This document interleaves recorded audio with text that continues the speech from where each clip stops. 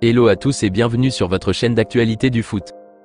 Très content de vous retrouver pour cette toute nouvelle vidéo dans laquelle nous évoquerons deux sujets d'actualité ce vendredi.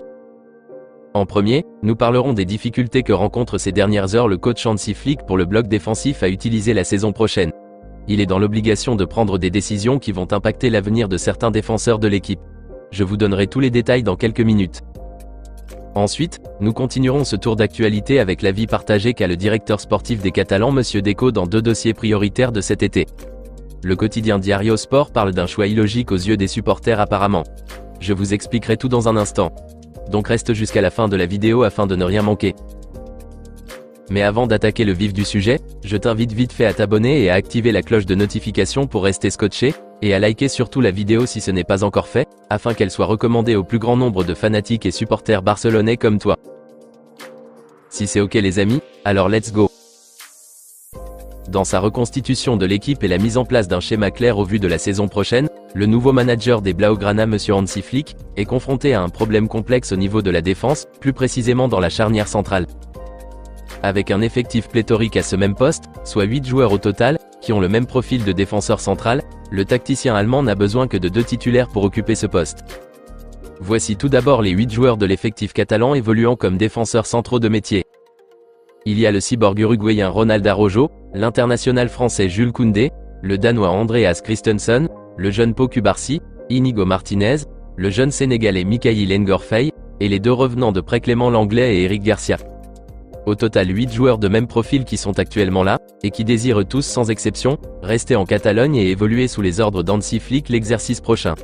Mais, c'est impossible qu'ils restent tous. Et donc le technicien allemand se voit obligé de faire un tri, pour sélectionner les meilleurs à ce poste dans cette shortlist. Maintenant qui choisir, et qui laisser ? Et bien d'après les infos relayées par la presse catalane, avec les consignes de la direction, les défenseurs centraux seront principalement choisis en fonction de l'évolution du marché des transferts. Apparemment les deux premiers choix du coach Hansi Flick pour sa charnière centrale la saison prochaine seraient l'uruguayen Ronald Araujo et le jeune Pau Cubarsí.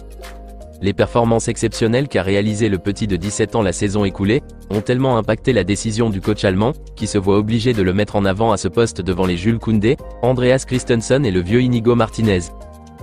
Et donc voilà les amis, selon les explications du média catalan, les deux premiers choix faits par Hansi Flick pour sa charnière centrale la saison prochaine.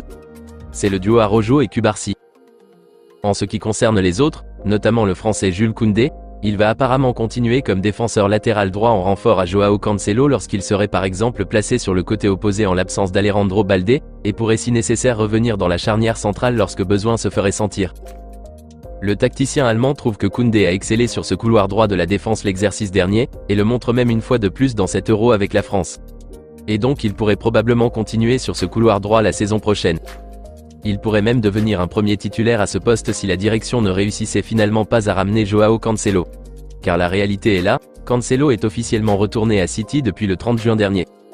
Donc on prie fort qu'il revienne très bientôt. Pour le cas du danois Christensen, il se voit malheureusement déclassé dans la hiérarchie derrière le jeune Pau Cubarsí. Pour le vieux Inigo Martinez de 33 ans, n'en parlons même pas. D'après les ajouts donnés par la presse catalane, la direction catalane prévoit se libérer d'Inigo Martinez, qui pourrait retourner à l'Athletic Bilbao, lui qui serait utilisé comme monnaie d'échange dans le dossier de Nico Williams.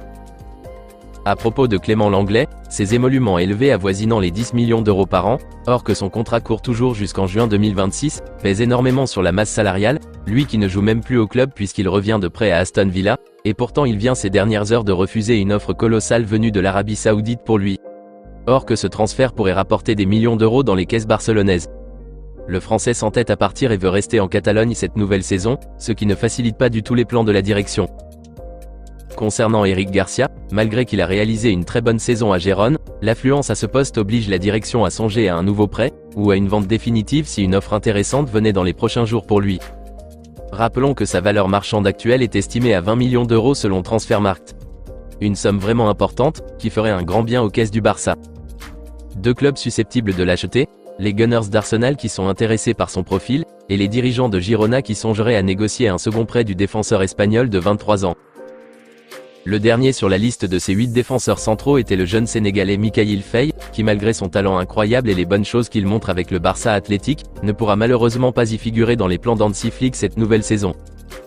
La direction catalane prévoit même de le prêter sans option d'achat au FC Porto aux dernières nouvelles données par le quotidien Diario Sport. Apparemment les dirigeants du club portugais ont proposé 15 millions d'euros pour l'acheter définitivement, mais le Barça a strictement refusé. Il n'accepte que l'option prêt pour le jeune pépite sénégalais de 19 ans. C'est malheureux que depuis son arrivée au Barça, le jeune Faye n'a pas eu cette chance de pouvoir s'exprimer pleinement et prouver ce qu'il vaut réellement. Et avec cette affluence dans la charnière centrale, il n'a malheureusement aucune chance les amis. Moi je pense que le mieux serait qu'il parte et ne perd pas son temps ici. Vous en pensez quoi les amis? Donc bref, voilà les deux premiers choix d'Hansi Flick pour la charnière centrale la saison prochaine. Araujo et le jeune Pau Cubarsí. Dites-moi dans les commentaires ce que vous en pensez de ces 8 joueurs, et si vous êtes d'accord avec les deux premiers choix faits par le technicien allemand. N'hésitez pas à réagir à ce sujet dans la barre des commentaires. Nous continuons ce tour d'actualité avec une préférence étonnante que vient d'avoir Deco ces dernières heures sur un dossier tsunamique de ce mercato estival. Alors que tous les médias catalans continuent de nous donner des nouvelles encourageantes rattachant le jeune Nico Williams à un débarquement en Catalogne dans les prochaines semaines, l'avis changerait pour le directeur sportif catalan. Très conscient que le Barça devra fournir un effort très important sur le plan financier, et même va devoir sacrifier certains joueurs de l'effectif avant de pouvoir accueillir Nico, Deco prévoit de virer vers une autre piste moins élevée et pas trop compliquée, si les dirigeants de Bilbao n'acceptaient pas au final leur deuxième proposition envoyée il y a quelques jours, de 65 millions d'euros au total plus Íñigo Martínez, offert gratuitement. Une seconde offre qualifiée même d'abusée d'après certains médias espagnols.